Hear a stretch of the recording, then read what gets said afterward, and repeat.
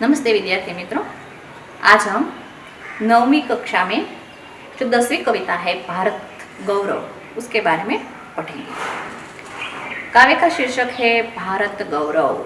हमारे देश का गौरव हम सब जानते हैं।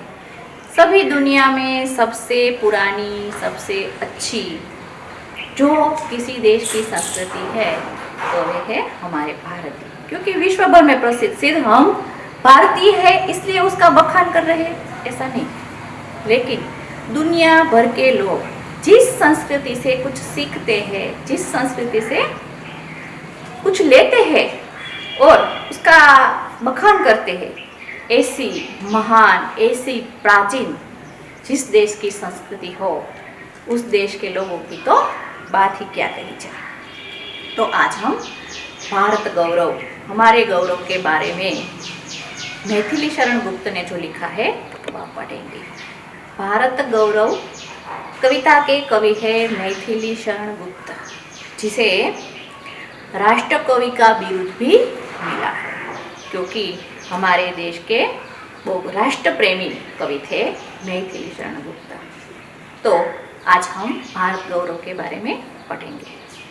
कवि है मैथिली शरण गुप्त। मैथिली शरण गुप्त का जन्म झांसी जिले के चिरगांव में हुआ था। बाल्यावस्था से ही कविता में उनकी रुचि थी। इनकी आरंभिक रचनाएं हिंदी की पत्रिका सरस्वती में प्रकाशित हुई। महावीर प्रसाद द्विवेदी ने के प्रोत्साहन ने इनके कवि व्यक्तित्व का आविष्कार कर दिया। राम भक्ति में सराबोर पारिवारिक संस्कारों ने इन्हें राम काव्य लिखने के लिए प्रोत्साहित भी किया और तत्कालीन राष्ट्रीय परिस्थितियों से प्रभावित होकर इनकी कविताओं में राष्ट्रीय चेतना, स्वदेश गौरव की गूंज भी सुनाई देती है। इसी कारण ये राष्ट्र कवि के संबोधन से भी प्रसिद्ध। मैंने आगे भी बताया कि राष्ट्र कवि का बिरुद मैथिली शरण गुप्त को मिला है। अब उनकी रचनाएं, तो उनकी जो प्रसिद्ध रचना है भारत भारती, हमारा जो यह काव्य भारत गौरव है वो उनकी प्रसिद्ध जो काव्य रचना है भारत भारती से लिया गया है। उसके बाद साकेत, पंचवटी, यशोधरा, विष्णुप्रिया आदि उनकी प्रमुख रचनाएं हैं। हिंदी साहित्य एवं शिक्षा के क्षेत्र में अनुपम योगदान के कारण इन्हें 1954 में पद्म भूषण की उपाधि से भी अलंकृत किया गया। हमारी भारतीय सरकार ने उसे पद्म भूषण की उपाधि दी है, यह सम्मान उसे मिला है, तथा राज्यसभा का सदस्य भी मनोनीत किया गया। यह सम्मान मैथिली शरण गुप्त जी जैसे महान कवि को जितना सम्मान दिया जाए कम है। प्रस्तुत काव्य भारत भारती से लिया गया है, जिसमें 3 खंड में देश का अतीत, वर्तमान और भविष्य चित्रित है। गुप्त जी ने भारत के अतीत का गौरवशाली चित्र प्रस्तुत किया है और इन्हीं विशेषताओं के आधार पर इसे विश्व में सिरमौर पद पर प्रतिष्ठित कर दिया है। इस काव्य में कवि ने भारतीय सभ्यता और संस्कृति का गौरवगान किया है। इसके साथ साथ आर्यों के महान जीवन आदर्शों का भी चित्रण किया है। भारत गौरव, हमारा गौरवशाली ये देश, हमारी ये महान संस्कृति, उसका गुणगान हमारे राष्ट्रकवि मैथिली शरण गुप्त ने इसमें दिया है। भूलोक का गौरव, प्रकृति का पुण्य लीला स्थल कहाँ? प्रश्नार्थ चिन्ह वहां दिया है। फैला मनोहर गिरी हिमालय और गंगा जल जहाँ। कवि कहते हैं भूलोक। भूलोक शब्द का अर्थ होता है पृथ्वी, संसार। समग्र संसार में, समग्र पृथ्वी पर सबसे गौरवशाली और प्रकृति का पुण्य लीला स्थल, प्रकृति का पुण्य लीला स्थल, महान मनुष्य की पुण्य भूमि, जिसमें महान महान महापुरुषों ने, महान ऋषि मुनियों ने, स्वयं भगवान ने भी जिस धरती पर अवतरित हुए, जिस धरती पर जन्म लिया, ऐसी पुण्य भूमि, ऐसा क्रीड़ा स्थल कहाँ है? तो कवि कहते हैं फैला मनोहर गिरी हिमालय। फैला मनोहर, मन को हरने वाला हमारा गिरी यानी पर्वत, हमारी आन बान शान का प्रतीक हमारा हिमालय पर्वत, जो दुनिया में सबसे ऊंचा पर्वत है। हिमालय की जो पर्वतमालाएं है बहुत दूर दूर तक फैली हुई है। अगर भारत में से हिमालय को निकाल दिया जाए तो हमारा भारत में कुछ न बचेगा, जिस प्रकार से कश्मीर और जिस प्रकार से हिमालय। और ऐसे हिमालय में से निकलने वाली हमारी पवित्र नदी गंगा, वो जहाँ है वही इस प्रकृति का पुण्य लीला स्थल और प्रकृति का यह गौरवशाली देश जहाँ है। तो स्वाभाविक है कि गंगा और हिमालय भारत के अलावा तो कहीं हो ही नहीं सकते, क्योंकि ये गंगा है वो स्वर्ग से उतरी हुई पवित्र नदी है, जिसे हम भारतीय सभ्यता में, भारतीय संस्कृति में हम नदियों को अपनी माँ मानते हैं और हमारे जो देश है उसे हम भारत माता कहते हैं। इसीलिए देखो दुनिया में कई देश है, कई ऐसी अच्छी अच्छी जगह भी है, लेकिन कोई देश ऐसा नहीं है जो अपने देश को माँ कहता है। सिर्फ और सिर्फ हमारा भारत एक दुनिया में ऐसा देश है जिसे हम अपनी भारत माता, हम अपनी मातृभूमि कहते हैं। तो स्वाभाविक है कि ऐसी मनोहर और ऐसी और कोई भूमि दुनिया भर में नहीं है।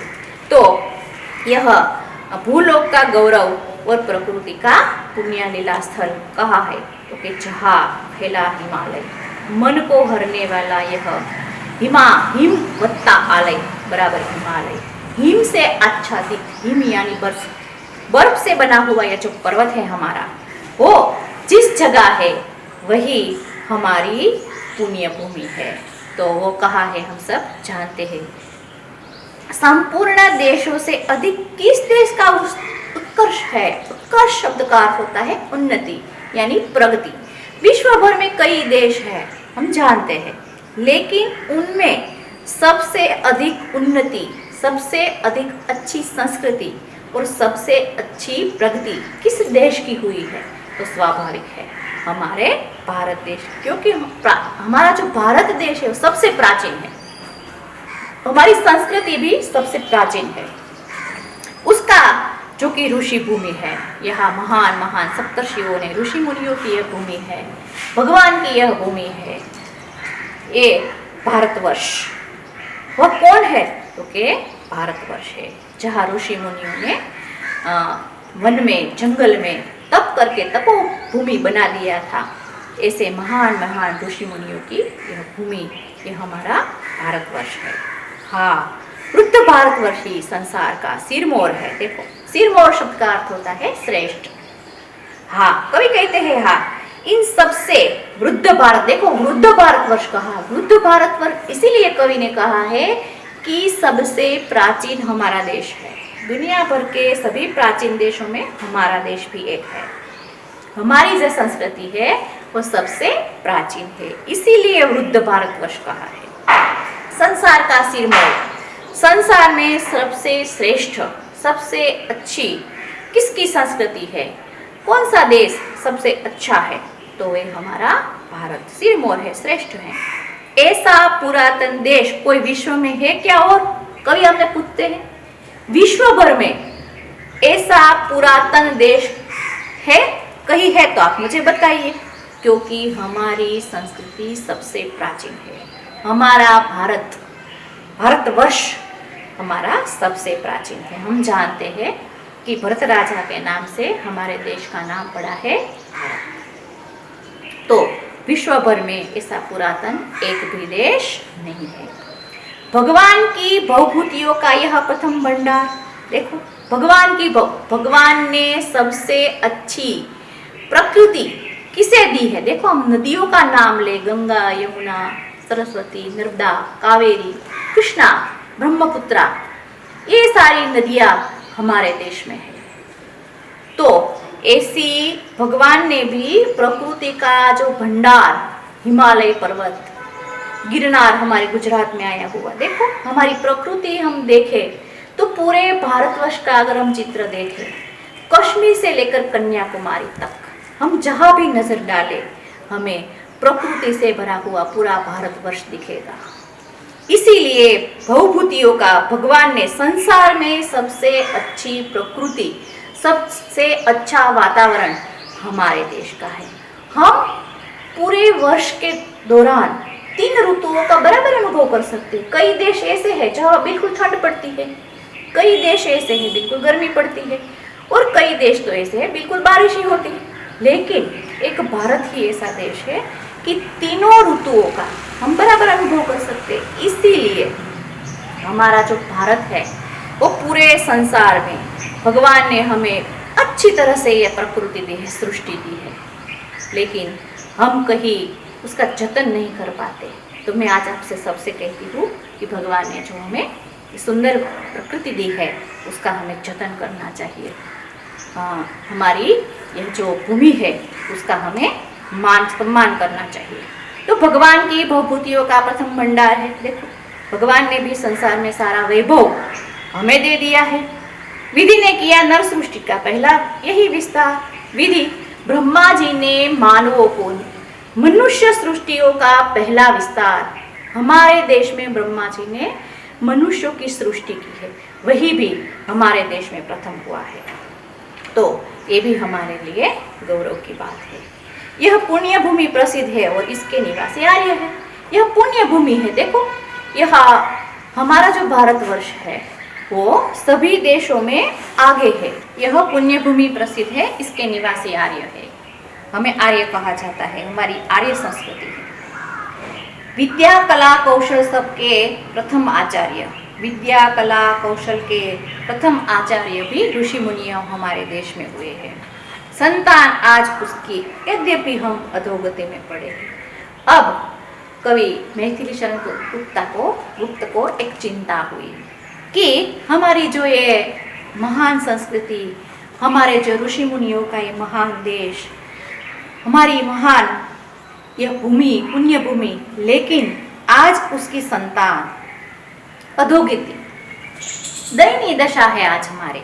देखो, हम प्रगति कर रहे थे लेकिन आज हम अधोगति में पड़े हुए हैं। चिंता का विषय है, पर चिन्ह उनकी उच्चता के आज भी कुछ खड़े हैं। देखो, हमारी जो अधोगति हो रही है आज हमारी दयनीय दशा है, लेकिन हमारे उच्चता के, हमारी संस्कृति का जो चिन्ह है वो खत्म नहीं हुआ है, अभी पड़ा हुआ है। अभी हमें जागना है, जागो, क्योंकि ये हमारी जो पुरानी संस्कृति है, ये हमारी ऋषि मुनियों की जो भूमि है, ये जो हमारा पुण्य लीला स्थल है, उसे हमें आगे बढ़ाना है। हमारी संस्कृति को हमें आगे बढ़ाना है। हमें अपने देश का गौरव करना है, उसका विकास करना है, उसे उन्नति प्रगति के पथ पर आगे ले जाना है। तो हमारी प्रगति का जो चिन्ह है आज भी हम में है, क्योंकि हम भारत के निवासी हैं। हम में बिल्कुल ये चिन्ह खत्म हो जाए ऐसा तो कभी हो ही नहीं सकता, क्योंकि हम उस देश के वासी हैं जिस देश में गंगा बहती है। तो हमारे उच्चता के चिन्ह है वो आज भी हम में पड़े हुए हैं, लेकिन हम उसे आगे बढ़ाना है। वे आर्य ही थे जो कभी अपने लिए जीते न थे। देखो, हम परोपकार वृत्ति में जीने वाले लोग हैं। हमें अपने लिए नहीं जीते, हम दूसरों के लिए जीते हैं। भारतीय लोग कभी स्वार्थी न थे। देखो, हमारा जो इतिहास में हम अगर झांक कर देखें तो हम कभी भी स्वार्थ के कारण हमने कुछ किया हो, हमने किसी दूसरे देश पर पहले आक्रमण किया हो, ऐसा कभी देखने को नहीं मिलेगा, क्योंकि हम परोपकार, हम अपने आस पड़ोस के देशों के साथ भी अच्छा व्यवहार रखना चाहते हैं। तो वो आर्य ही थे जो कभी अपने लिए न जीते थे। वे स्वार्थरत होकर मुंह की मदिरा कभी न पीते थे। हम अपने स्वार्थ के लिए, अपने सुख के लिए नहीं जीते थे। हमारे जो ऋषि मुनि है, हम देखते हैं कि परोपकार वृत्ति से भरा हुआ उसका जीवन। दधीची ऋषि का नाम भी आपने सुना होगा। उसने एक जो असुर है उसको मारने के लिए अपनी जो अस्थियां है वो दान कर दी। अपना जीवन अस्थि दान करने का मतलब आप जानते हैं। तो दधीची जैसे महान ऋषि हमारे देश में हुए हैं। तो हम अपने लिए, अपने स्वार्थ की मदिरा, उसके मोह में हम अपना सुख देखें, दूसरा का जो होना है वो, ये तो हमारी संस्कृति कभी न थी। इसलिए हमें फिर से जागने की आवश्यकता है। संसार के उपकार ही जब जन्म लेते थे सभी, देखो संसार में जब जब दुख पड़ा है, दुनिया में जब जब मुसीबत आई है, भारत ने सबसे पहले उसकी मदद की है। यह हमारी प्राचीन परंपरा रही है। इसीलिए संसार के उपकार ही यह स्वयं भगवान ने भी जन्म लिया है। भगवान कहते हैं यदा यदा ही धर्म, जब जब धर्म की हानि होगी मैं इस धरती पर आऊँगा। तो ये हमारी संस्कृति है। हम स्वार्थ के लिए, हम परोपकार के लिए जीने वाले लोग हैं। स्वार्थ की मदिरा हम न पीते थे, हम अपने सुख की बात न करते थे। हमारे ऋषि मुनि भी परोपकारी थे, हम जानते। तो संसार के उपकार ही जब जन्म लेते थे सभी, ये हमारी परंपरा है। अब हमें इसी परंपरा को आगे बढ़ाना है। निश्चेष्ट होकर किस तरह वे बैठ सकते हैं कभी साथ? बिल्कुल सही बात है। हम ऐसे तो नहीं बैठ सकते। ये हमारी जो संस्कृति है उसे हमें आगे बढ़ाना है। हम बिल्कुल निश्चेष्ट होकर बैठ जाए कि जो होगा वो होगा, ये तो हमारी परंपरा नहीं। ये हमारे देश की जो ये संस्कृति हमें इस बात की इजाज़त नहीं देती, क्योंकि हम भारतीय हैं। हमारी परंपरा, हमारे जो ऋषि मुनियों, हमारे जो महान महान विभूति हमारे देश में हुई है, हमें उन सबसे प्रेरणा लेकर आगे बढ़ना है।